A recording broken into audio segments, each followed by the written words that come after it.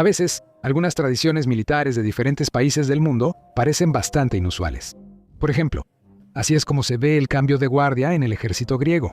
La guardia, compuesta por hombres seleccionados, fuertes y resistentes, con una estatura de entre 1,87 m y 2,10 m, lleva un atuendo bastante peculiar. Una falda blanca y esponjosa con medias de lana ajustadas, un sombrero de terciopelo y zapatos con pompón. Parece sacado de un programa de moda o algo así.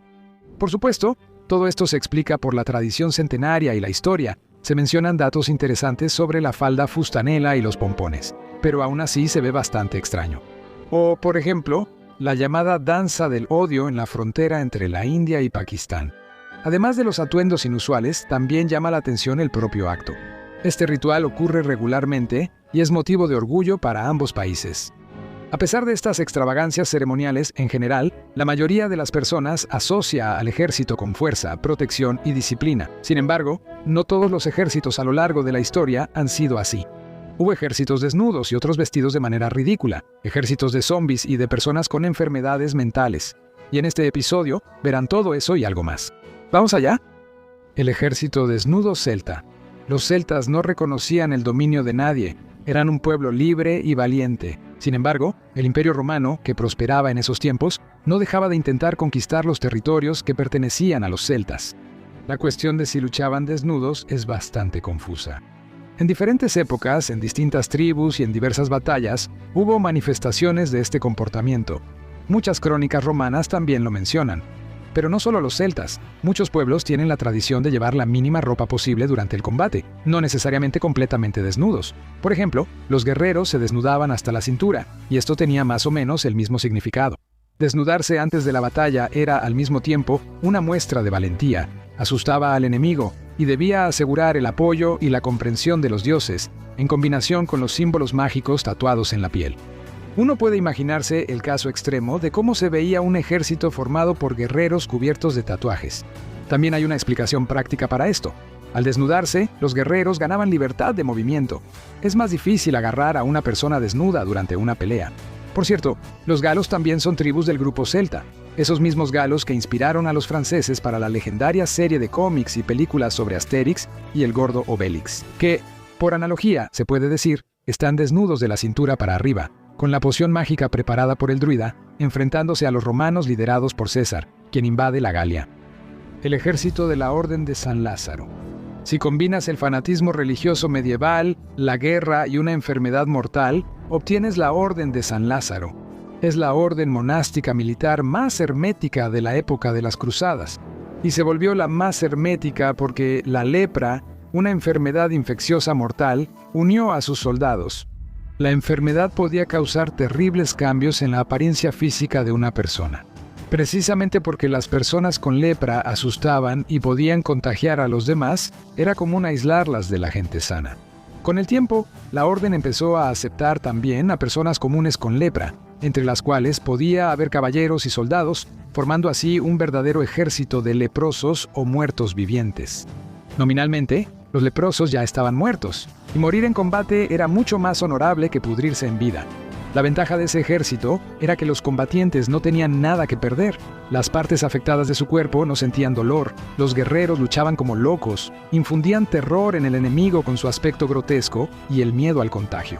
También iban en las primeras filas, dando así la oportunidad a los soldados sanos de resistir más tiempo en combate.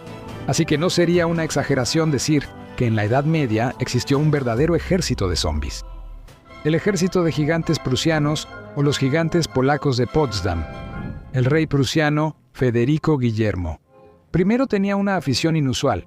Coleccionaba personas de gran estatura para formar un regimiento de gigantes en su ejército.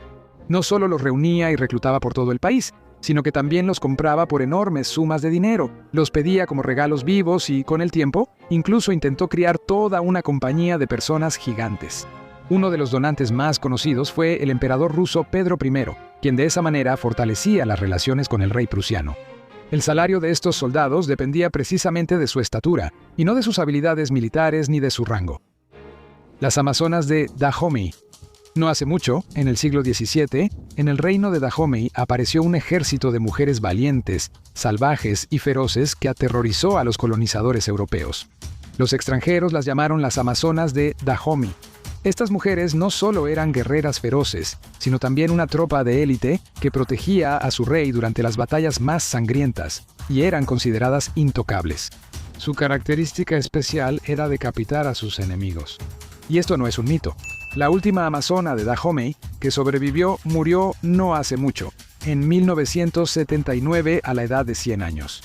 En el siglo XIX, el ejército de las Amazonas contaba con unas 6.000 mujeres soldados, lo que representaba un tercio de todo el ejército del reino. Durante 2 siglos, estas mujeres mantuvieron a toda África aterrorizada. Su entrenamiento militar comenzaba a los 8 años e incluía numerosas pruebas de resistencia. Las amazonas no solo eran consideradas intocables, no se les permitía casarse ni tener hijos, y cualquier hombre que tocara a una de estas guerreras enfrentaba la pena de muerte. El ejército inflable estadounidense. En Estados Unidos, durante la Segunda Guerra Mundial, apareció un batallón ultrasecreto, cuyo arma principal era el arte escénico. Esta unidad especial reunió bajo su ala a artistas, ingenieros de sonido y otros representantes de la intelectualidad creativa. En el periodo de 1944 a 1945, el Ejército Fantasma preparó y escenificó al menos 20 misiones. Los combatientes desorientaron al enemigo usando un ejército falso hecho de tanques y cañones de madera contrachapada e inflables.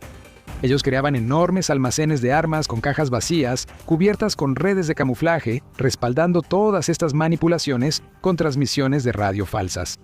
De esta manera, el enemigo no entendía de dónde aparecía de repente todo un ejército y tomaba decisiones tácticas equivocadas, atacando objetivos incorrectos, gastando municiones y perdiendo soldados en una guerra contra un enemigo inexistente. Como las decoraciones y las armas se podían mover fácil y rápidamente, estos ejércitos de juguete aparecían y desaparecían con la misma rapidez, confundiendo a las tropas alemanas. Y aunque el ejército fantasma estadounidense se convirtió en la primera unidad oficial de este tipo, el arte de desorientar al enemigo existe desde hace mucho tiempo. Un ejemplo de esto es el famoso caballo de Troya, y en nuestra época moderna, Rusia también cuenta con este tipo de equipo militar, desde todo tipo de tanques hasta el Topol M inflable. El ejército del Vaticano. En realidad, el propio Vaticano no tenía ni tiene un ejército. Sin embargo, en el lejano año de 1506, el Papa ordenó que el Vaticano contratara soldados suizos, quienes trabajaban como mercenarios en muchos estados europeos. Desde entonces, la Guardia Suiza, compuesta por 150 personas, protege a los pontífices y la residencia papal. Las tropas mercenarias lograron destacarse 2 veces en acciones militares durante la Segunda Guerra Mundial, cuando las fuerzas fascistas entraron en Roma. Los guardias declararon que si las tropas alemanas violaban las fronteras del Vaticano, lucharían hasta la última bala. Durante toda la Segunda Guerra Mundial, ningún soldado alemán entró al Vaticano ni violó la frontera. Aunque está claro que no fue tanto por el valor de los guardias suizos, sino por acuerdos secretos y tratos confidenciales entre el Vaticano y el Tercer Reich, que hasta ahora no son muy divulgados por los historiadores. El Ejército de Perros en Dinamarca. Para ser exactos, el Ejército de Perros es una unidad de élite de la Marina de Dinamarca, encargada del reconocimiento en profundidad y del mantenimiento de la soberanía danesa en la parte norte y este de Groenlandia. Esta unidad se llama Sirius. El patrullaje se realiza por 2 personas y 14 perros durante 6 meses. Sirius puede participar en acciones de combate, aunque su tarea principal es mantener el orden. La unidad fue fundada en 1941 para prevenir el desembarco de tropas alemanas en Groenlandia. A Sirius también se le llama patrulla de trineo o de esquí. En general, resulta ser una especie de patrulla canina para adultos. El ejército israelí de autistas. Antes de comenzar el servicio, los soldados especiales pasan por un curso de capacitación de 3 meses en un instituto, donde trabajan con ellos no solo militares, sino también psicólogos. En el regimiento especial, se llevan a cabo operaciones especiales para analizar datos de satélites y obtener imágenes de la superficie terrestre. Este trabajo requiere una inmersión total y una gran concentración, algo que las personas autistas logran mucho mejor que las personas comunes. Estos soldados sirven igual que los demás, durante 3 años, pero con una condición distintiva: este servicio es voluntario. Como el experimento se consideró exitoso, planean involucrar a soldados autistas en otros puestos en el futuro. Somalia. Como resultado de la guerra civil que comenzó en 1988, la República Federal de Somalia cayó en el caos y no ha podido salir de él durante casi 35 años. Incluso se puede escuchar la opinión de que Somalia es un ejemplo de anarquía o incluso de libertarismo. Las Fuerzas Armadas de Somalia pueden sorprender no solo por su organización, sino incluso por el hecho mismo de su existencia. El número total de efectivos es de solo unas 20.000 personas, lo que, en comparación con una población de 15 millones, parece completamente insignificante. El parque de vehículos cuenta con 10 tanques y 100 vehículos blindados. No hace mucho, los Emiratos Árabes Unidos asignaron fondos para el desarrollo de la flota de Somalia. Hasta el día de hoy cuenta con 200 marineros y en cuanto a equipo, solo tiene algunas lanchas. Es interesante que, a pesar de todo esto, el país tiene la línea costera más larga de toda África. La mayoría de los habitantes prefiere unirse a diferentes grupos armados rebeldes, por lo que tienen que reclutar literalmente a cualquiera. Reclutan a hombres y mujeres de 16 a 49 años. En 2005, la ONU incluyó al gobierno actual en la lista de organizaciones que reclutan niños para participar en acciones de combate. Lo más preocupante es que, debido a todo lo que sucede en el país, las Fuerzas Armadas de Somalia simplemente no podrán garantizar la protección del Estado en caso de un ataque externo. Simplemente son demasiado débiles y están ocupados principalmente en luchas internas.